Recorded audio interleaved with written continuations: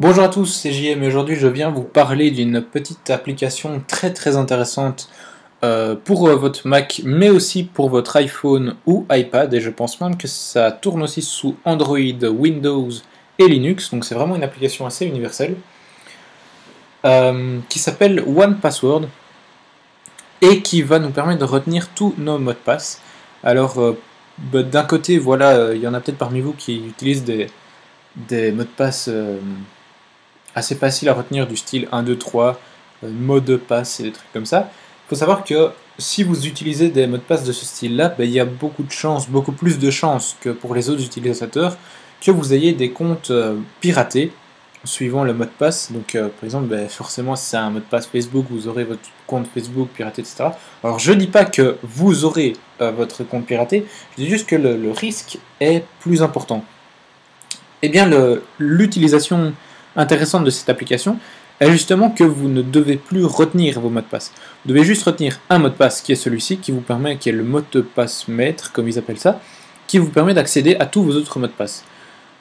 Et donc, en utilisant ça, vous pouvez utiliser des mots de passe de fou, mais vraiment des trucs de dingue pour tous vos comptes, et donc les mettre en grande sécurité. Donc je vais vous montrer ça.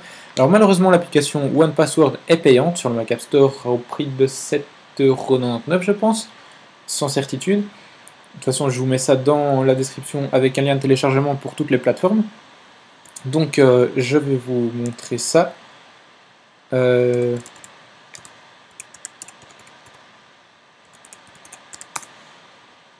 Hop.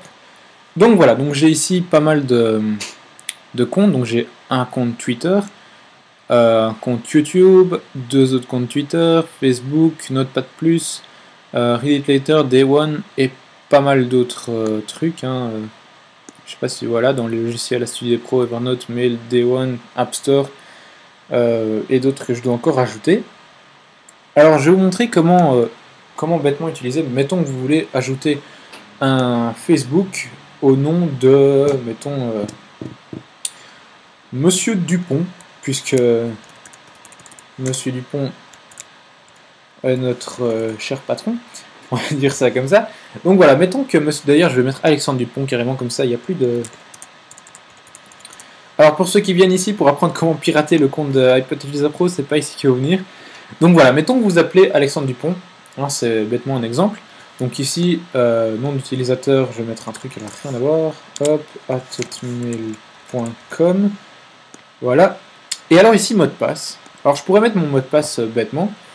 Ce qui est intéressant, c'est d'aller changer son mot de passe et d'en générer un, mais un truc de dingue. Donc vous voyez ici le genre de mot de passe vraiment impossible à trouver. Alors vous pouvez régler ça par la longueur du mot de passe.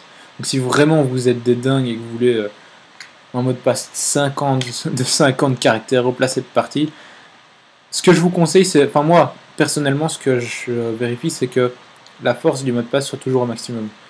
Parce que voilà, je suis un peu maniaque des mots de passe. Et moi personnellement, ça m'aide pas mal. Alors ici, vous pouvez choisir plusieurs options. Donc on a comment est-ce que, donc en fait il va vous mettre des syllabes de lettres et vous pouvez choisir un séparateur. Donc vous pouvez mettre des traits d'union comme ça, séparé à l'aide de chiffres, ou pas de séparateur et vous avez juste des lettres. Alors moi je mets des chiffres. Vous pouvez choisir le nombre de chiffres, donc moins vous en mettez, moins il y en aura, et le nombre de symboles. D'ailleurs je vais mettre le nombre de symboles au maximum. Éviter les caractères ambigus. Ça c'est les caractères un peu difficiles à retenir. Moi je m'en fous complètement vu que de toute façon c'est lui qui le retient. Moi j'ai rien à retenir. Et autoriser les répétitions. Est-ce que vous voulez qu'il puisse mettre par exemple 2 fois le même chiffre, 2 fois la même lettre, 2 fois le même symbole. Moi tu fais ce que tu veux du moment que c'est impossible à retenir. Et alors copier le mot de passe dans le presse-papier une fois terminé. Ça va vous permettre, mettons que vous connaissez sûrement cette option de la plupart des navigateurs pour le moment, qui vous permet de retenir des mots de passe ou d'autres informations de formulaire. Mettons que vous appelez justement Alexandre Dupont. Quand vous remplissez un formulaire, vous avez la possibilité qu'il retienne le fait que vous vous appelez Alexandre Dupont, et donc directement vous mettez un A par exemple, et vous mettez directement Alexandre, hop, Dupont, etc. Il remplit tout. Et ça marche aussi pour le mot de passe, donc il va vous permettre en fait d'enregistrer ce mot de passe. Donc quand vous vous connecterez, vous ne serez pas obligé de revenir chaque fois dans votre password, faire un copier-coller, etc. Donc on va faire enregistrer. Ça on s'en fout, juste que mon ordi va bientôt mourir, paix à lui. Donc voilà, c'est terminé, on fait enregistrer. Et donc là j'ai mis un exemple Hotmail, ça marche évidemment avec n'importe quel service, hein, que ce soit iCloud, Hotmail, Facebook, Twitter, YouTube, et tout ce que vous voulez. Et ici en fait j'ai simplement le petit copier, donc en fait je rentre mon mot de passe maître, hein, comme vous avez vu que j'ai dû rentrer pour accéder à ça, et ensuite je vais aller sur ma page Hotmail. Bon, mon adresse je la connais, mon mot de passe je le connais pas, c'est impossible à retenir, je fais simplement copier, hop, et je le colle dans mon truc. Ce qui est juste embêtant, je vous le concède, c'est que vous aurez, juste si vous avez, mettons, un iPhone, un iPad et un ordinateur Windows, vous devrez à chaque fois donc si vous modifiez en fait votre mot de passe dans votre mail, forcément, votre ancien mot de passe ne fonctionnant plus, le mot de passe que votre iPad ou votre iPhone a enregistré ne fonctionnera plus, donc il faudra revenir dans votre password et le rajouter. L'application, donc, ce qui est bien, c'est que elle est, donc, comme je vous ai dit, elle est disponible aussi pour mobile. Et vous pouvez synchroniser tout ça via, je pense que c'est synchronisable, on va voir ça vite fait. Sauvegarde, je pense. Non. Si. Non, c'est pas ça. Alors, faut que je retrouve. Hein. Mais je pense que c'est synchronisable via iCloud, Dropbox et ça, je suis pas sûr d'autres choses. Alors, vous avez aussi une extension disponible pour Safari, Chrome et Firefox qui vous permet en fait de retenir ou de coller directement vos mots de passe. Pom pom pom.